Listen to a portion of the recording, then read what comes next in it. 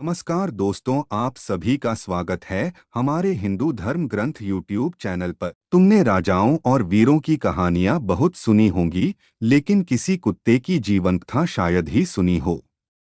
कुत्तों के जीवन में ऐसी बात ही कौन सी होती है जो सुनाई जा सके।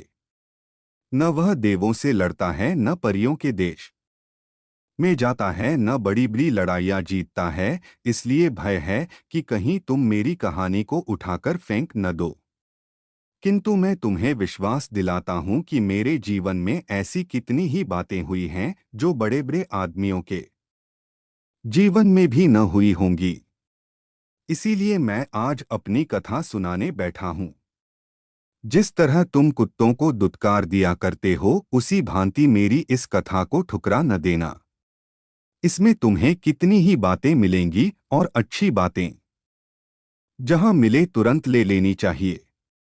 जब मेरा जन्म हुआ तो मेरी आंखें और कान बंद थे, इसलिए नहीं कह सकता कि बाजे गाजे बजे या नहीं, गाना जाना हुआ या नहीं।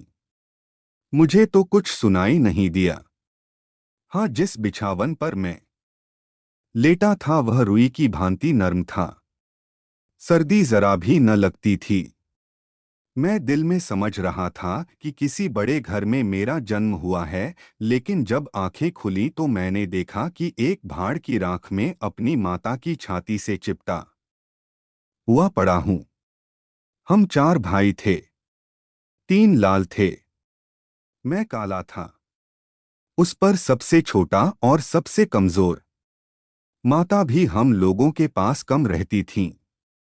उन्हें खाने की टोह में इधर उधर दौड़ना पड़ता था। वह रात रात भर जागकर गांव की रक्षा करती थीं। क्या मजाल कि कोई अनजान आदमी गांव में कदम रख सके दूसरे गांव के कुत्तों को तो वह दूर ही से देखकर भगा देती थी। जब किसी खेत में कोई सांड घुसता तो उसे दूर तक भगा आती, मगर इतना सब कुछ करने पर भी कोई उन्हें खाने को न देता। बेचारी पेट की आग से जला करती थीं। उस पर हम लोगों की चिंता उन्हें और मार डालती थी। इसीलिए जब भूख सताती तो कभी कभी वह चोरी से घरों में घुस जाती और खाने की जो चीज मिल जाती लेकर निकल भागती। उन्हें देखते ही लोग मारने दौड़ते और घरों के द्वार बंद कर लेते। एक दिन बड़ी ठंड पड़ी। बादल छा गए और हवा चलने लगी। हमारे 2 भाई ठंड न सह सके और मर गए। हम 2 ही रह गए। माताजी बहुत रोई, मगर क्या करती, गांव वालों को फिर भी उन पर दया न आई। आदमी इतने मतलबी और बेदर्द होते हैं, यह मैंने पहली बार देखा। एक दिन गांव में उत्सव था। एक बनिए के यहाँ ब्राह्मण भोज था। सैकड़ों आदमी जमा थे। पूरियां बन रही थीं।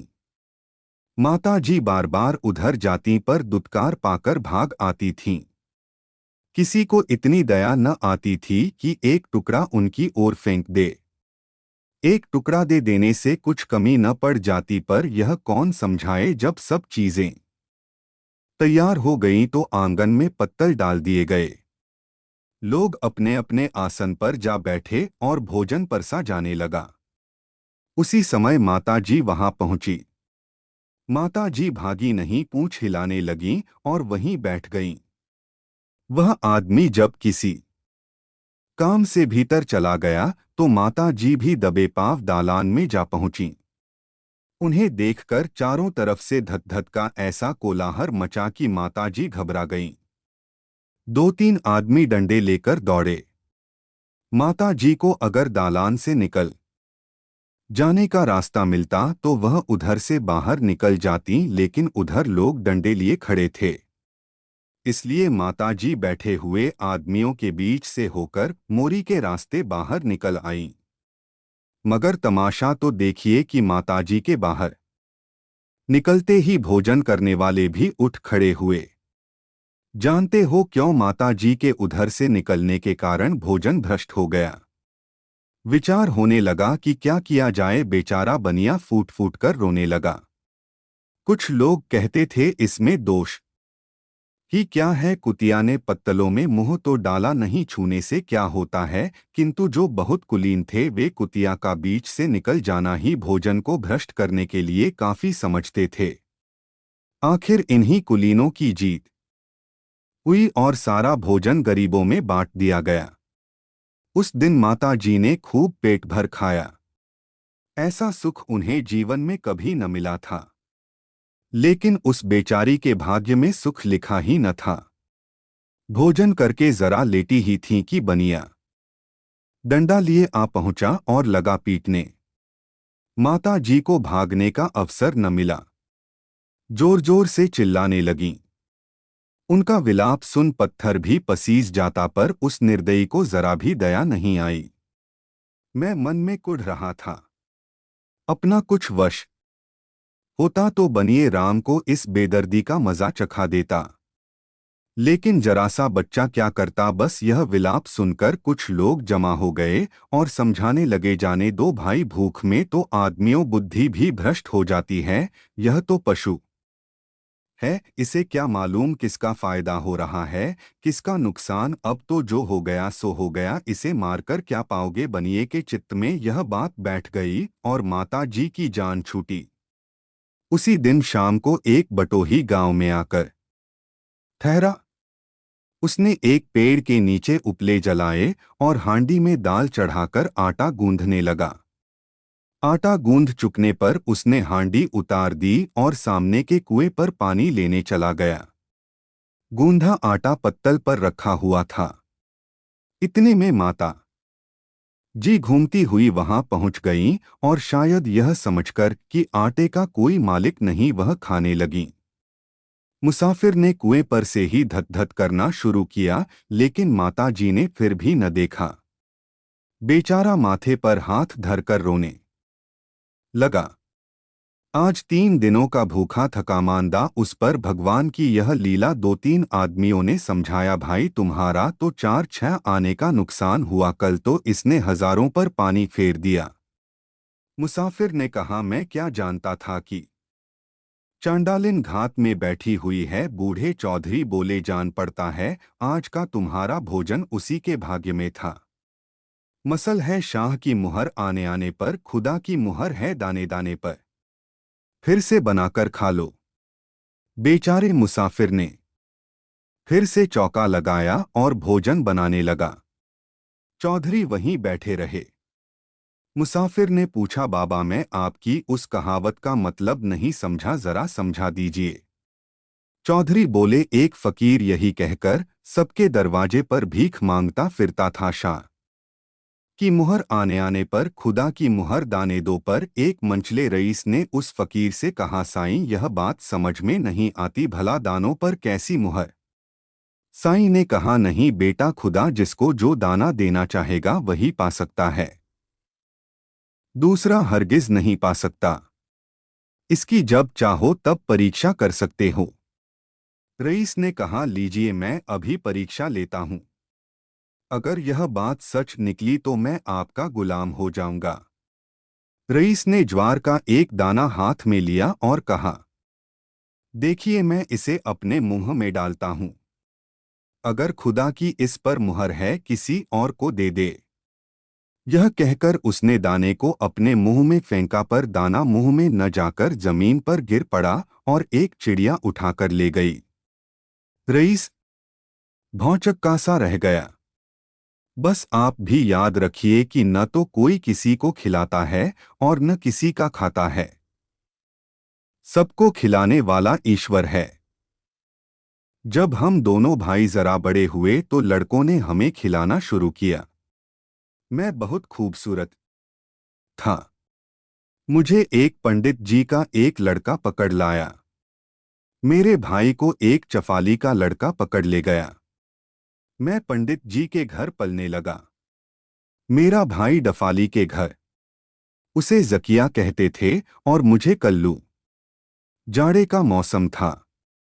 जब सब लड़के धूप में जमा हो जाते तो हमें गोद में ले लेते और चूमते।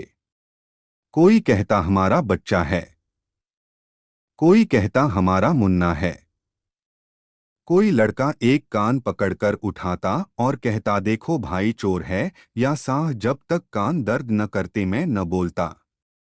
बस सब कहने लगे, फेंको फेंको चोर है। मगर जब कान दुखने से चिल्ला उठता तो सब साह साह कहकर हंस पड़ते। प्रायः यह खेल सैकड़ों बार होता। कोई हमारे अगले पैरों को उठाकर कहता, मेरा मुन्ना दो पैर से चलता है।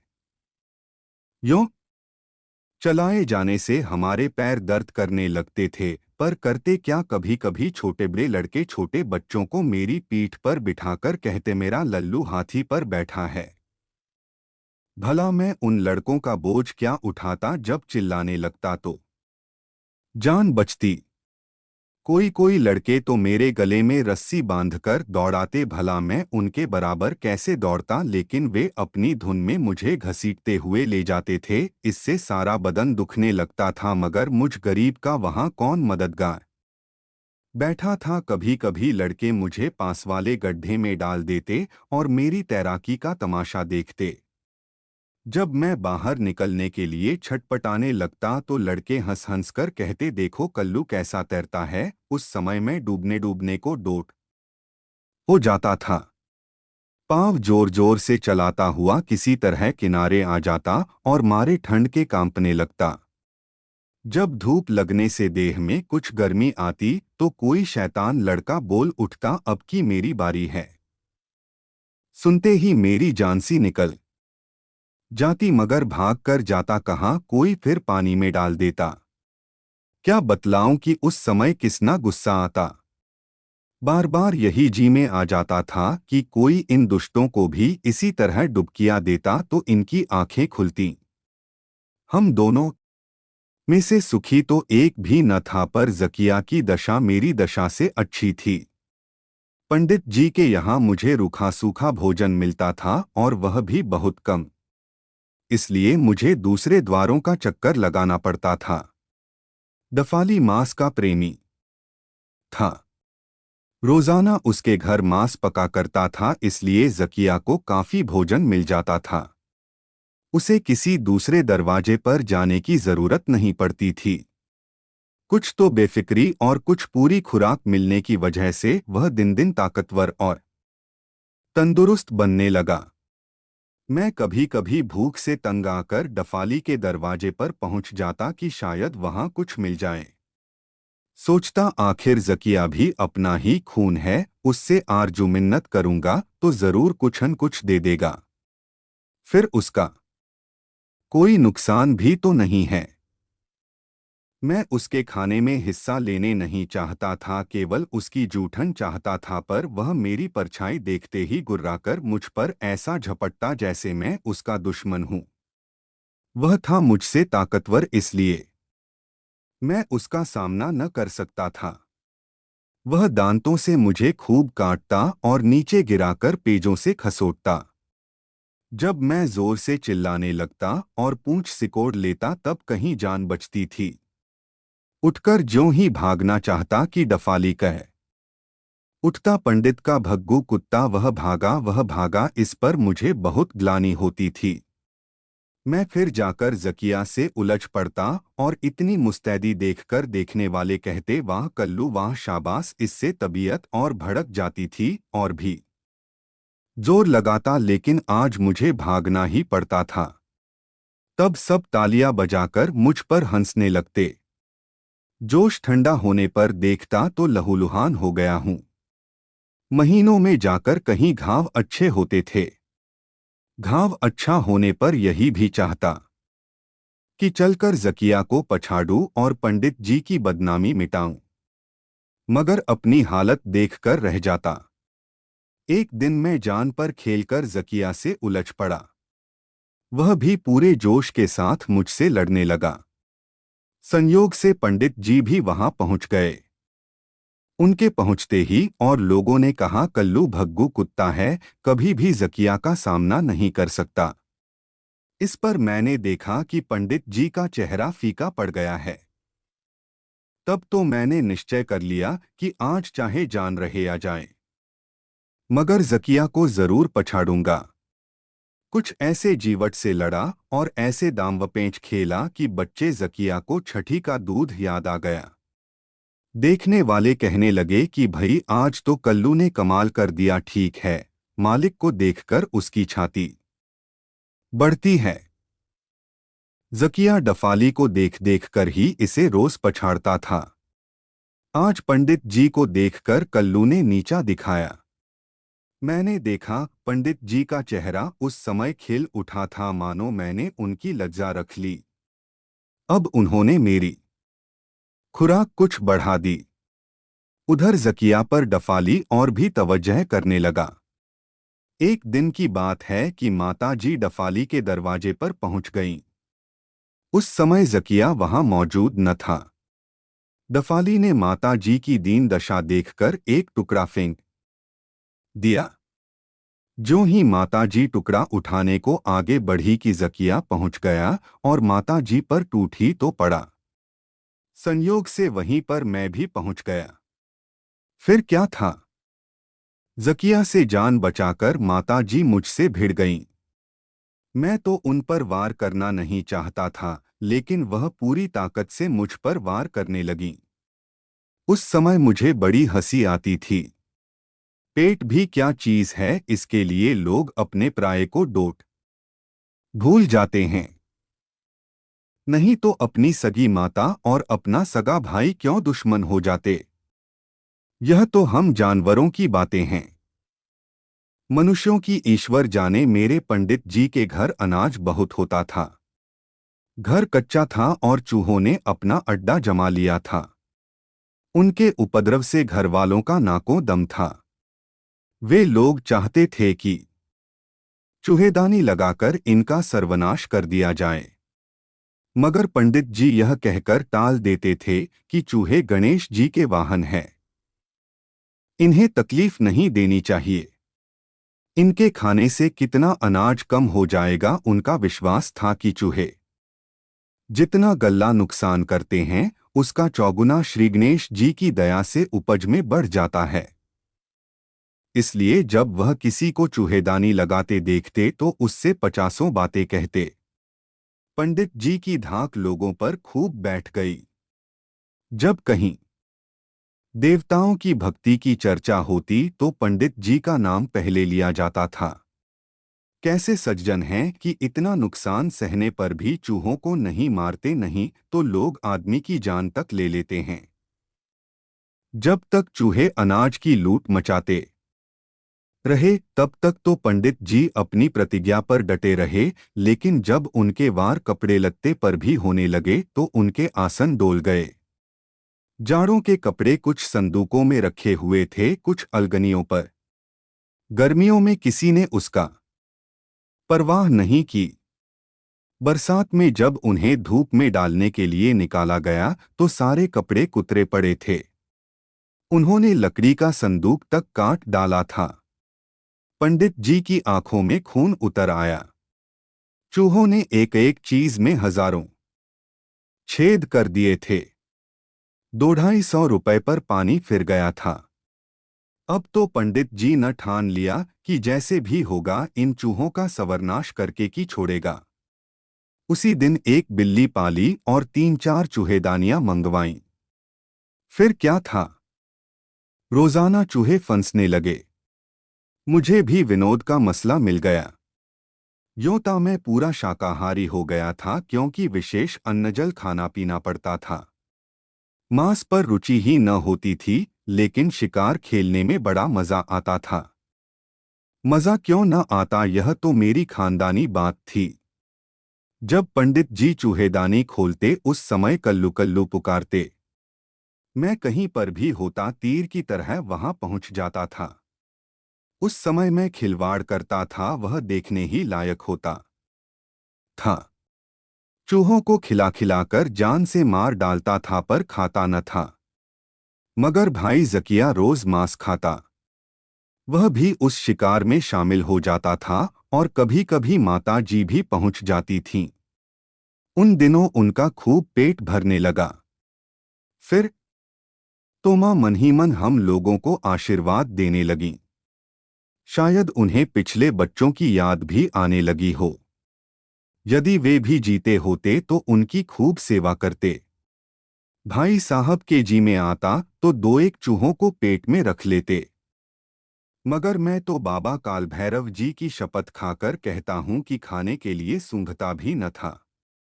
उस समय चूहों की जान लेने में हम लोगों को जरा भी दया न आती थी। यह ख्याल भी न होता था कि इनमें भी जान है। अब मैं सोचता हूं तो मालूम होता है कि बच्चे जो हम लोगों को अपने विनोद के लिए कष्ट देते थे, यह कोई निर्दयता का काम नहीं करते थे। विनोद में इन सब बातों पर ध्यान ही नहीं दिया जाता। पंडित जी बहुत खुश होते जब हम लोग चंद मिनटों में 50 चूहों को सदा के लिए बेहोश कर देते।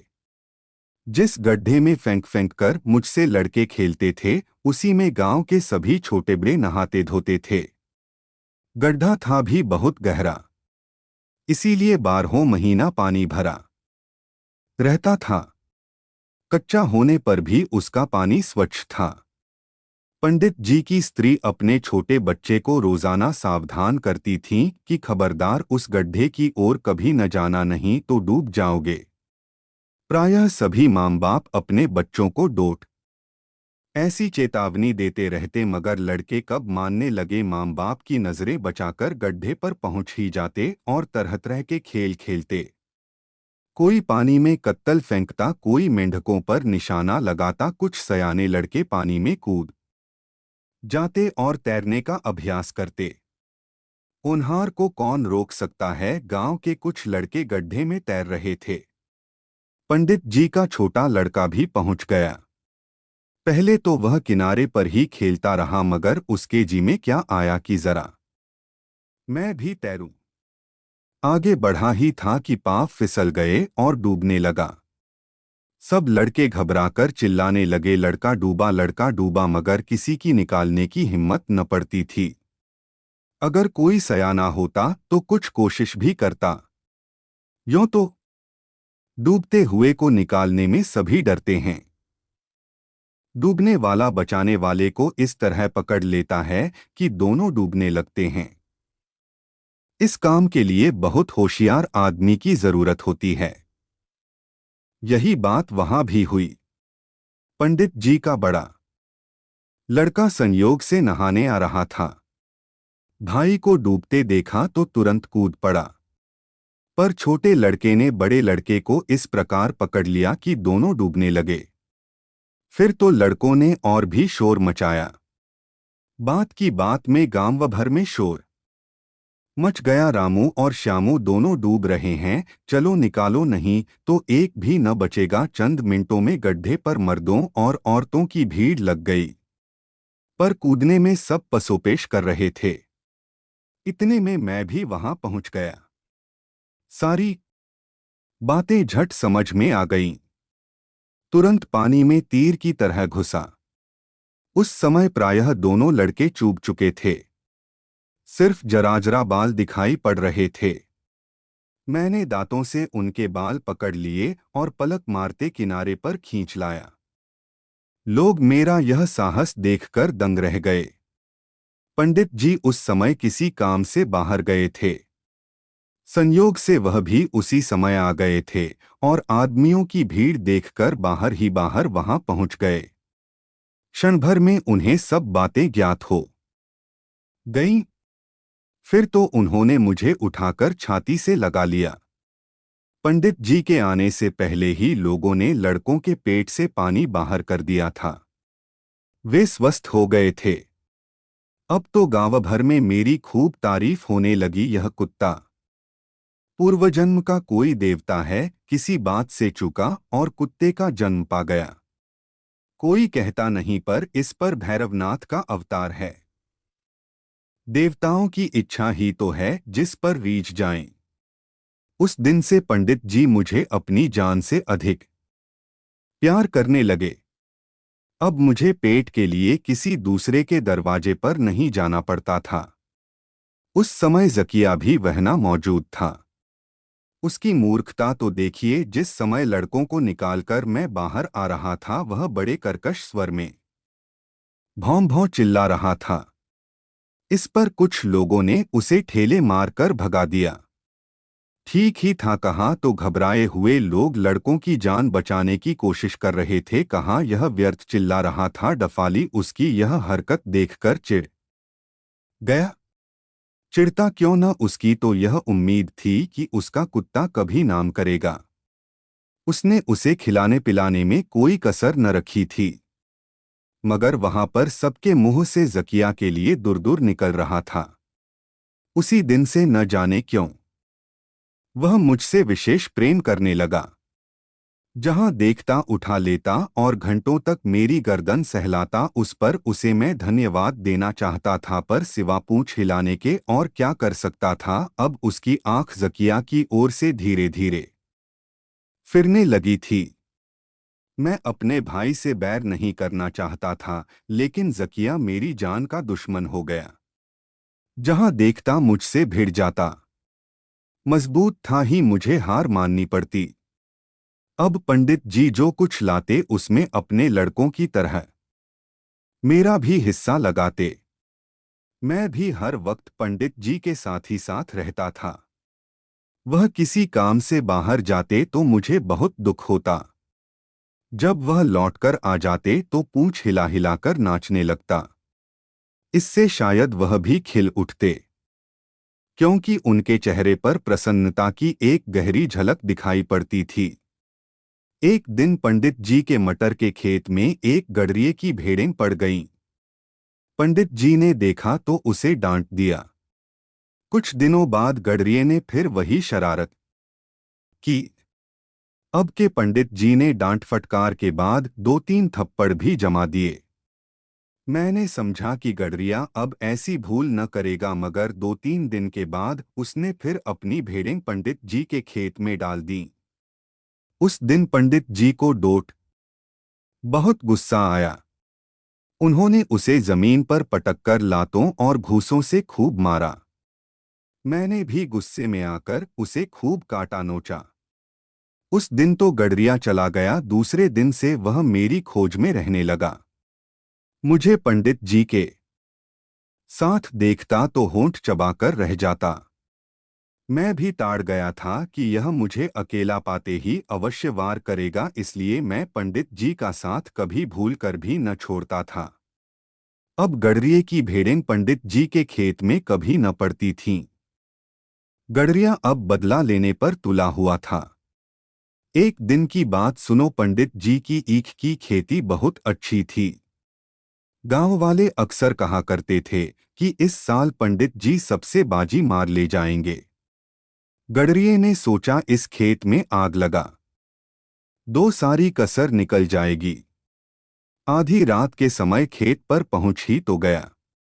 बच्चू यह नहीं जानता था कि यहाँ पर भी मेरा ही पहरा रहता था।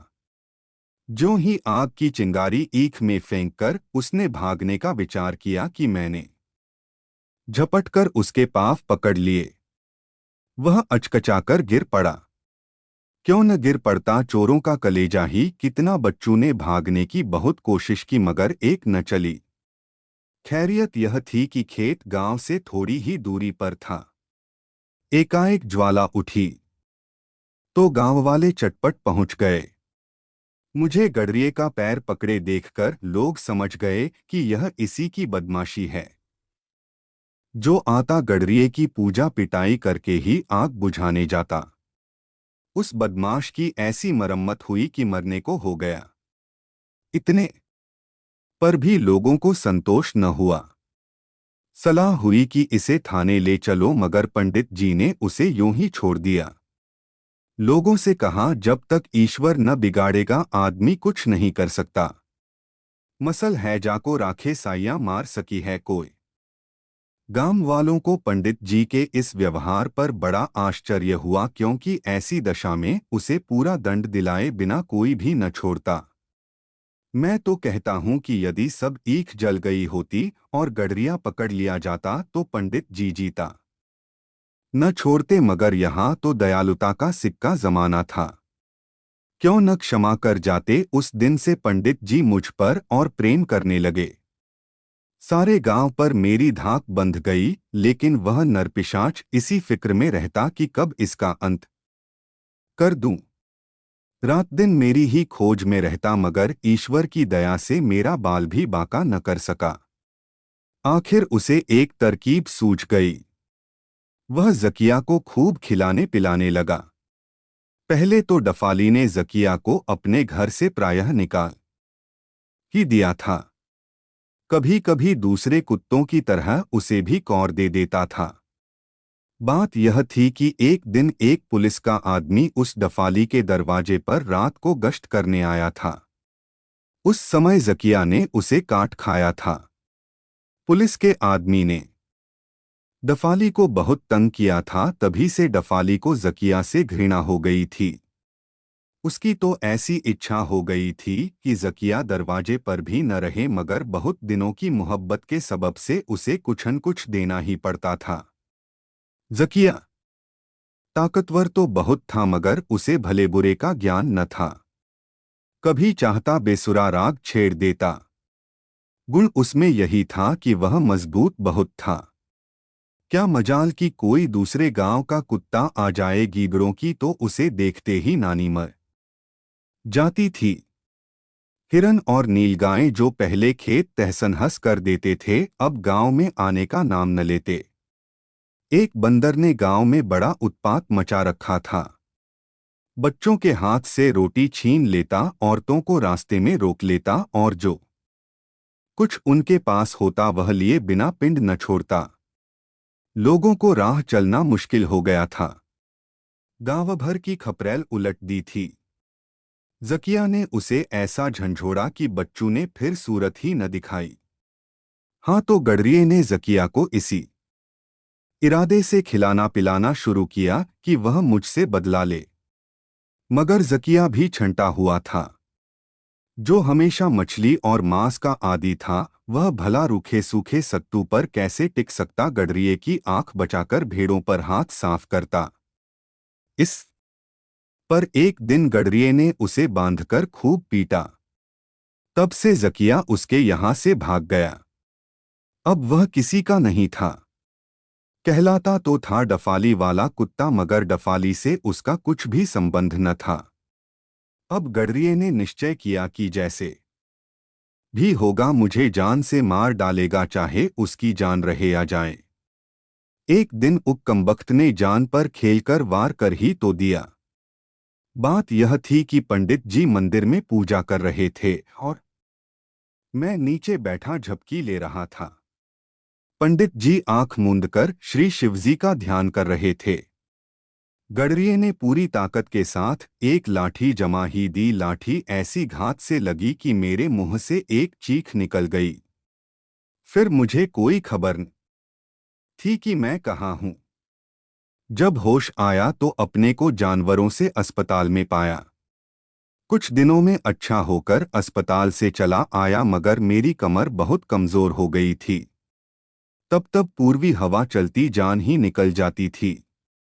पीछे पंडित जी से पता लगा कि वह मेरी उस चीख को सुनकर पूजा छोड़ बाहर निकल आए और देखा कि गडरिया दूसरा वार करना चाहता है। झट दौड़कर उसे पकड़ लिया और उसकी लाठे से उसे खूब पीटा। तब उसका चालान करा के 6 महीने के लिए सजा करवा दी। फिर तो जेल में उसकी जो दुर्गतियां सुकती हुई होगी, उसका अनुभव तो वही करेगा जो कभी जेल गया होगा। ये सब बातें पंडित जी अपने मित्रों से कहते थे तो मैं सुनता था। उस समय से पंडित जी पर मुझे बहुत ही गर्व रहने लगा। मेरा विश्वास था कि पंडित जी के रहते मुझे किसी प्रकार का कष्ट न होगा। कभी मैं पछताता कि आदमी क्यों न हुआ। मेरी माता जी की दशा दिन दिन खराब होती जाती थी। भूख चिंता मार इन सब कारणों ने मिलकर उन्हें पागल बना दिया। एक खंडहर में अकेली पड़ी रहती। मैं एक बार उन्हें देखने गया था। मुझ पर इतनी तेजी से झपटी कि मैं भाग न जाऊं तो मुझे जरूर काट खाए। उधर से लोगों ने आना बंद कर दिया। संयोग की बात, गडरिया उसी दिन सजा भुगत कर निकला था। एकाएक उसी दिन रास्ते में माता जी मिल गईं और उसके बहुत बचाने पर भी काट खाया। माता जी के दांतों में इतना विष था कि 2-3 दिनों में गडरिया मर गया। किसी की मृत्यु पर खुश होना चाहे वह अपना कट्टर शत्रु ही क्यों न हो, बुरी बात है, मगर मैं उछलने लगा। गडरिया के मरने से मुझे बहुत खुशी हुई। अब मेरा कोई वैरी न था। मगर इस खुशी ने मुझे जितना हंसाया उतना ही उस खबर ने रुलाया भी कि उसके 2-3 दिन बाद पुलिस ने माताजी को गोली मार दी। मैं कई दिन तक दुखी रहा। भला संसार में ऐसा कौन होगा जिसे माता के मरने का मार्मिक शोक न हो। अब जकिया के सिवा कोई मेरा सगा न रह गया था। उस समय कभी कभी मैं सोचता, देखें हम दोनों का अंत कैसा होता है। यद्यपि उस समय मैं खाने पीने से सुखी था और जकिया दुखी, मगर संतोष इतना ही था कि कहने को भाई तो है, कभी उसके भी दिन फिरेंगे। पहले उसने सुख भोगे, मैंने दुख झेले। अब मैं सुख भोग रहा हूं और वह दुख। किसी के दिन बराबर नहीं जाते। जब कभी जकिया पंडित जी के दरवाजे पर आता तो मैं कभी चिढ़ता न था। वह तो डरता था कि कहीं यह बदला न ले, मगर मैं वहां से टल जाता कि वह निश्चिंत होकर खा ले। कभी कभी मुझे अधिक भोजन मिल जाता तो मैं मुंह में रखकर जकिया के पास पहुंचा देता। वह दिखावे में तो प्रसन्न रहता, मगर दिल में मुझसे बराबर जला करता। अंधेरी रात थी। पंडित जी के घर के सभी लोग कहीं रिश्तेदारी में गए थे। घर पर मैं और पंडित जी ही थे। पंडित जी तो खर्राटे की नींद ले रहे थे, मगर मुझे नींद कहाँ, बार बार घर का चक्कर लगाता रहता। चोरों ने समझा आज सन्नाटा है। उन्होंने घर के नौकर से सारा भेद ले लिया था। मैं आहट पाकर पिछवाड़े गया तो देखा कि एक दरवाजा खुला हुआ है और कुछ आदमी वहां खड़े होकर चौकन्नी आंखों से इधर-उधर देखते हुए धीरे धीरे बातें कर रहे हैं। मैं उनकी बात न सुन सकता था क्योंकि वहां से दूर था। थोड़ी देर में देखा कोई भीतर से थाली लोटा संदूक वगैरह निकाल निकाल कर बाहर के आदमियों को दे रहा है। अब तो सब बातें मेरी समझ में आ गईं। मैं बड़े जोरों से भौंकने लगा। इस पर चोरों ने मुझ पर ढेले फेंकने शुरू किए, मगर मुझे उन ढेलों की चिंता न थी। स्वामी का घर लुटा जा रहा है, भला यह कैसे देखा जाता। दौड़ता हुआ बरामदे में पंडित जी के पास गया और उनकी चादर दांतों से खींचने लगा। इस पर उन्होंने मुझे 2-3 लातें जमा ही तो दी, पर मैं बाज न आया। फिर चादर खींची और जोर जोर से भौंकने लगा। तब पंडित जी की नींद खुल गई। अब उनको किस तरह समझाऊं कि तुम्हारा घर लूटा जा रहा है। बार बार पिछवाड़े जाता और उनके सामने आकर जोरों से भौंकने लगता। इससे मेरी यही मंशा थी कि पंडित जी पिछवाड़े चलकर देखें कि उनका घर लूटा जा रहा है और उसके बचाने का प्रयत्न करें। मेरी चुस्ती से चोरों की हिम्मत न पड़ती थी कि सामान लेकर भाग निकलें। मैं रास्ता रोके हुए था। दूसरे सवेरा होने में थोड़ी ही कसर थी, इसलिए सब मालस बाब उसी पसवाले गड्ढे में डुबोते जाते थे। उनकी मंशा शायद यही थी कि दूसरी रात में सब मालस बाब उठा ले जाएंगे। भला गड्ढे के अंदर कौन ढूंढने जाता है। मुझे बार बार गुस्सा आता था कि पंडित जी की बुद्धि पर आज पत्थर क्यों पड़ गया है, वह मेरे इशारे क्यों नहीं समझ रहे हैं। संतोष यही था कि माल अभी बाहर नहीं गया था। आखिर मुझे एक उपाय सूझ गया। पलंग के नीचे पंडित जी की लाठी पड़ी थी।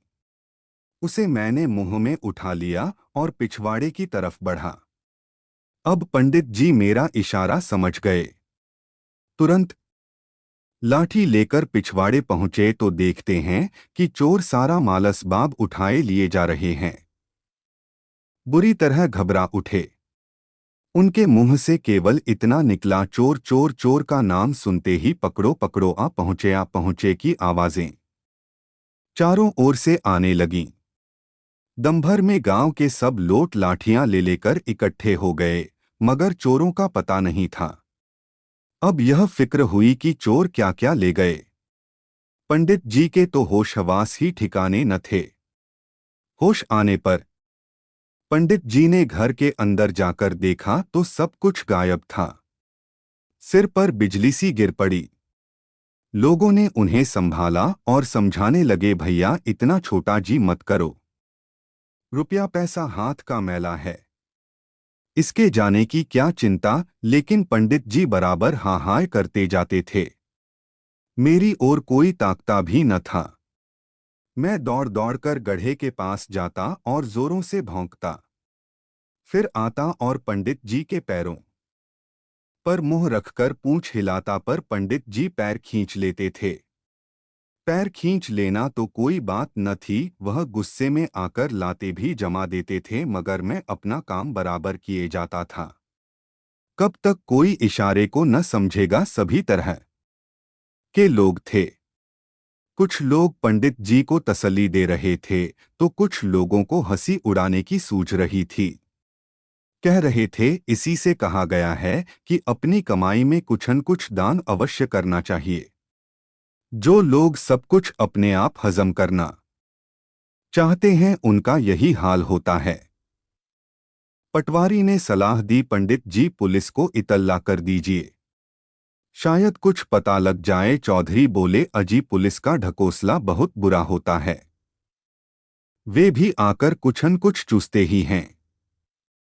मैंने तो इतनी उम्र में सैकड़ों बार इत्तलाएं की, मगर चोरी गई हुई चीज कभी न मिली। पंडित जी ने दिल कड़ाकर उत्तर दिया, हाँ चौधरी तुम ठीक कहते हो, तकदीर से उठी हुई चीज फिर कहाँ मिलती है। उधर तो ये बातें हो रही थीं, इधर मेरा काम जारी था। कुछ लोग मेरी हरकत देखकर कहने लगे, देखो पंडित जी के साथ साथ कुत्ता भी घबरा गया है। पंडित जी समझदार होने के कारण शांत है, मगर यह बेसमझ कुत्ता बौखला उठा है। ये बातें सुनकर मुझे उन पर हंसी आती थी। बेसमझ ये सब हैं कि मैं घंटों से इशारे कर रहा हूं, पर किसी की समझ में बात नहीं आती, फिर भी अपने को समझदार कहते हैं। क्या कहूँ, कहीं मैं भी आदमी दोता तो दिखा देता। एकाएक मुझे एक उपाय सूझ गया। मैं भीड़ को चीरता हुआ पानी में कूद पड़ा और एकदम नीचे घुसकर तह तक पहुंच गया। संयोग से एक करोटी मुंह में आ गई। उसे लेकर बाहर निकला तो मेरी बात सबकी समझ में आ गई। फिर क्या था, कई आदमी पानी में कूद पड़े और थोड़ी देर में सब सामान मिल गया। पंडित जी इतने खुश हुए कि मुझे बार बार उठा उठाकर छाती से लगाने लगे। सब यही करते थे कि कुत्ते में ऐसी समझ बहुत कम देखने में आई है। जरूर यह पूर्वजन्म का कोई विद्वान रहा होगा, किसी पाप का प्रायश्चित करने के लिए इस योनि में आया है। एक महाशय बोले, पुराने जमाने में जानवर आदमी की तरह बातें करते थे और आदमियों की बातें समझ भी जाते थे। इस पर चौधरी बोले, बिल्कुल सत्य कहते हो भाई। रामायण में लिखा है, एक कुत्ते ने श्री रामचंद्र जी से अपनी कहानी कही थी। एक दिन श्री रामचंद्र जी का दरबार लगा हुआ था। छोटे बड़े अमीर गरीब सब जी खोलकर अपना अपना हाल सुना रहे थे। इतने में एक कुत्ता भी आ पहुंचा और हाथ जोड़कर सामने खड़ा हो गया। श्री रामचंद्र जी ने पूछा, तू क्या कहना चाहता है? कुत्ते ने कहा, भगवान आज मेरे जीवन का अंतिम दिन है, इसलिए उचित समझता हूं कि आपके सम्मुख आपकी प्रजा को डोट अपने अनुभव की कुछ बातें समझा दूं, जिससे वे अपने अपने जीवन में बहुत सी बुराइयों से बच जाएं। कुत्ते की यह ज्ञान से भरी बातें सुनकर सब लोग चकित हो गए। दरबार में सन्नाटा छा गया। श्री रामचंद्र जी बोले, तुम्हारा यह विचार सराहने योग्य है। अगर सभी लोग इस तरह के ज्ञानोपदेश किया करें तो मनुष्य का उससे बड़ा उपकार हो सकता है। पहले तुम बताओ कि तुमने यह कैसे जाना कि तुम आज ही मर जाओगे, कुत्ते ने उत्तर दिया। महाराज, यह तो मैं नहीं बतलाना चाहता था, लेकिन जब आपने पूछा है तो मुझे बतलाना ही पड़ेगा। मेरा विश्वास है जो जैसा करता है वैसा ही फल भोगता है। आप कृपा कर गुण नामक ब्राह्मण के लड़के को बुलाकर पूछिए कि उसने आज मुझ निरपराध को क्यों लाठी से मारा। अब हुक्म हो तो मैं बैठ जाऊं और बैठकर बातें करूं, क्योंकि मेरी कमर टूट गई है और अब मैं खड़ा नहीं रह सकता। चोट ऐसी गहरी पड़ी है कि जान पड़ता है आज ही मेरा अंत हो जाएगा। थोड़ी ही देर में सिपाहियों ने अपराधी लो लाकर खड़ा कर दिया। जब उससे पूछा गया कि तुमने कुत्ते को क्यों मारा तो उसने हाथ जोड़कर कहा, दीनबंधु, मैं अपनी राह चला जा रहा था। बीच रास्ते में यह कुत्ते बैठा था। मैंने इसे हटने के लिए कई बार कहा मगर यह हटा नहीं। इस पर मुझे गुस्सा आया और मैंने एक लाठी तानकर जमा दी। श्री रामचंद्र जी ने पूछा, अगर यह कुत्ता रास्ते में बैठा था तो तुम किनारे से क्यों नहीं निकल गए? भगवन, मुझसे यह भूल हुई। श्री रामचंद्र जी और गुस्सा भी आया तो लाठी इतने जोर से क्यों मारी कि इसकी कमर टूट गई। महाराज, मैं अपना अपराध स्वीकार करता हूँ। प्रभु जी जो दंड उचित समझे दें। श्री रामचंद्र जी ने कुत्ते से पूछा, तू इसे क्या दंड देना चाहता है? कुत्ते ने जवाब दिया, न्याय जो दंड दिलाए वह दिया जाए। श्री रामचंद्र जी, हम उसका फैसला तुम्हारे ऊपर छोड़ते हैं। कुत्ता तो इसे एक हाथी पर बिठाकर घर भेज दिया जाए और नगर के राज मंदिर का महंत बना दिया जाए। यह सुनकर सब लोग अचंभे में आ गए। यह दंड है या पुरस्कार? श्री रामचंद्र जी भी यह रहस्य न समझ सके। पूछा, यह क्या बात है कि जिसने तुम्हारे साथ ऐसा व्यवहार किया उसे तुम यह पुरस्कार दे रहे हो? कुत्ता, भगवन, इसे पुरस्कार न समझिए, यह भयानक दंड है। यह ब्राह्मण बालक अच्छे आचरण का होता तो देवता हो जाता, मगर महंत होने पर यह कुत्ता होगा। श्री रामचंद्र जी, यह क्यों कुत्ता? यही तो मुझ पर बीत चुकी है। वही कथा कहने के लिए तो मैं आपकी सेवा में आया हूँ। इसके पहले मेरा जन्म भी ब्राह्मण कुल में हुआ था। मेरे पिता भी एक मंदिर के महंत थे। जिस दिन कोई धनीमानी आदमी मंदिर में आने वाला होता उस दिन तो ठाकुर जी खूब सजाए जाते, मगर जिस दिन कोई आने वाला न होता उस दिन मंदिर का दरवाज़ा भी न खुलता। मुझे तो सेवा करने में जो आनंद मिलता है वह सेवा पाने में नहीं मिलता।